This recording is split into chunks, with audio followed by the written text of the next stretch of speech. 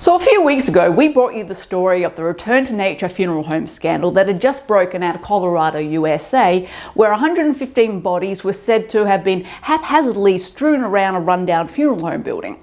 Well, it's been about a month since the news broke, and the body count has now risen to 189, and we have some updates and possible explanations for this whole damn mess. So before we get into it, a reminder that we post death and dying related content every Friday, so hit the subscribe button if that sounds like your kind of thing. Now let's talk updates on the Return to Nature scandal. What we last heard. So to summarise this whole mess, if you're not aware, this is Colorado State, this is Fremont County, and this is Penrose, where the funeral home was located. Though we should be using the term funeral home loosely here because I'm not sure this place counts, but that's what it was registered as.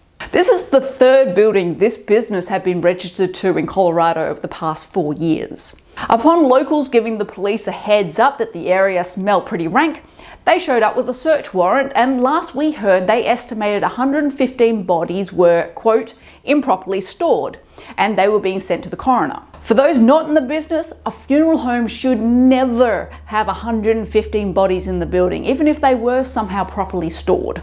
Jon Hallford. So Jon and Carrie Hallford own the business along with another elderly gentleman who we shan't name, but it's Jon's face that you need to memorise. Now there's a few things you need to know about Jon. Jon didn't create a green funeral home because it aligned with his values or anything. No, he started it because it was cheap, or at least cheaper than a service that required embalming, because that would require a lot of equipment and chemicals and other expensive stuff. And Jon, well, he wasn't really a fan for paying for stuff. See, he'd had 3 funeral homes since moving to Colorado in 2016, and neither the landlord or the bank had kicked him out of each one of them because he refused to pay rent or mortgage. In fact, he owns $97,000 to the last real estate company. He also doesn't like to pay for his supplies, where he owns $20,000. Then we look at all the cremation businesses that he's pissed off.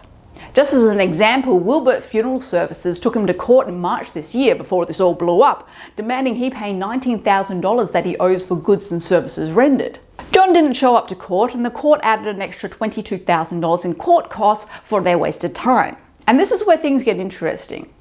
So he moved the business to different counties, not only when he got kicked out by the landlord, but also after he'd pissed off every crematorium in the area, leaving him with nowhere that would create the bodies that he'd already taken money for. And he just went on like usual. Indeed, Wilbert Funerals were his last option, and their last dealings with him were in October 2022. Then his business license expired in October 2022. But between then and now, he was still taking money for prepaid funeral arrangements. So it's not like he didn't have the money to pay off these debts one way or another. Now, you may be wondering, didn't he offer natural burial? What happened to that? Well, this is another part of the puzzle that police are trying to work out.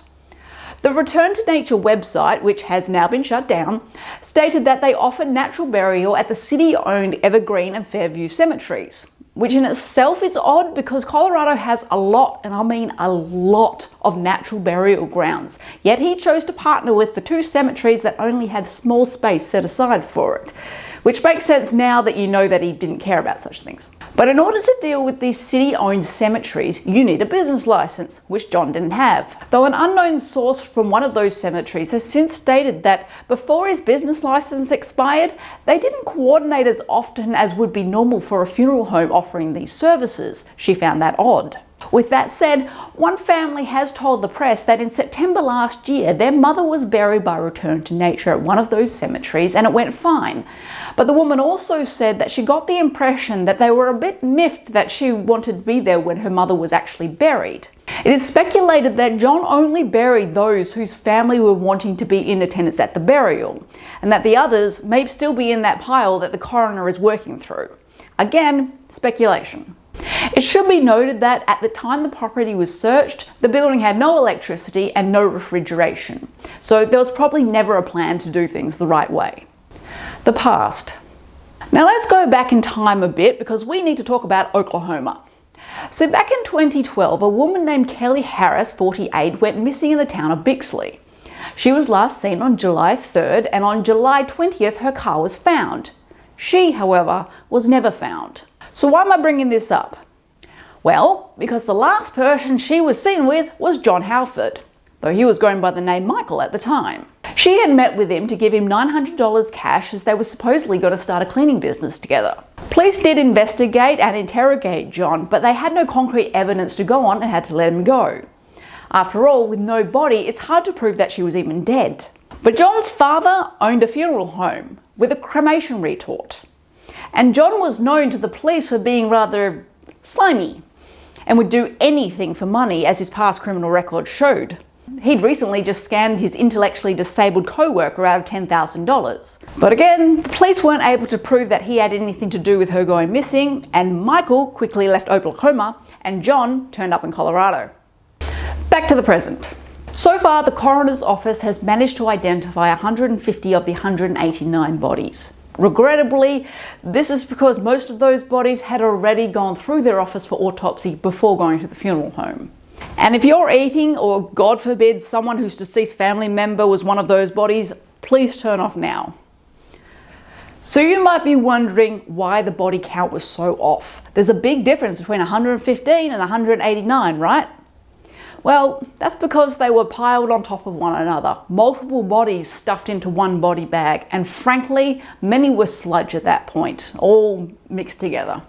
So while the coroner's office is doing their absolute best to determine who was in the pile, the reality is it may not be completely possible, and we may never have an accurate number.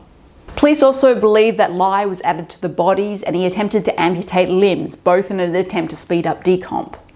Lye being something used to make soap and readily available in large quantities for purchase.